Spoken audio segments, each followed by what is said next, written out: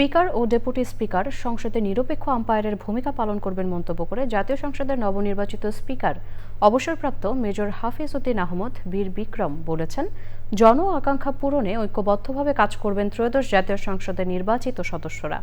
জুলাই সনদ নিয়ে অহেতুক বিতর্ক হচ্ছে, যা কার্যকর সংসদ গঠনে অন্যতম চ্যালেঞ্জ বলে মনে করেন তিনি। আক্তার হোসেনের রিপোর্ট। বিকাশ পেমেন্টে 10,000 টাকার বেশি অফার। শপিং চলছে তো।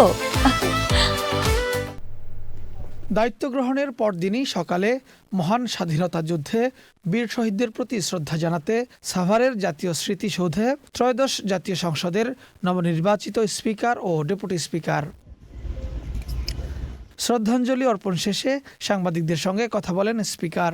সমৃদ্ধ বাংলাদেশ বিনির্মাণে ত্রয়োদশ জাতীয় সংসদ জনগণের স্বপ্ন বাস্তবায়নে কার্যকর ভূমিকা রাখবে বলে মন্তব্য করেন তিনি।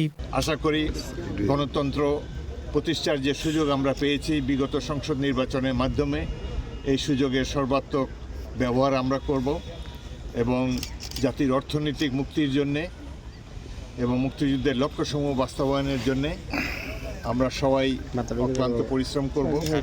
আমরা জনগণের কাছে সহযোগিতা চাই এবং এই সংসদ জনগণের আশা আকাঙ্ক্ষা পূরণে সক্ষম হবে বলে আমি আশাবাদী।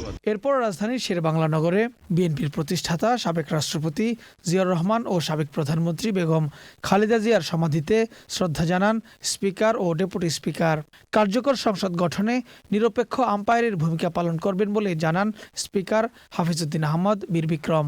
গণতন্ত্র যাতে আর ব্যাহত না হয়, গণতন্ত্রের প্রতি কোনো ধরনের আঘাত যাতে আর না আসে, সেজন্য আমরা সকল রাজনৈতিক দল মিলে ঐক্যবদ্ধ থাকব এবং বাংলাদেশকে উন্নয়নের অবিশ্ব লক্ষ্যে নিয়ে যাব, এটাই আমাদের একান্ত কামনা। আমরা সকল ধরনের সরকার এবং বিরোধী দল যাতে সম্মিলিতভাবে স্মুথলি জাতীয় সংসদের কার্যক্রম বাস্তবায়িত করতে পারে, সে ব্যাপারে আমরা নিরপেক্ষভাবে আম্পায়ারের ভূমিকা পালন করব।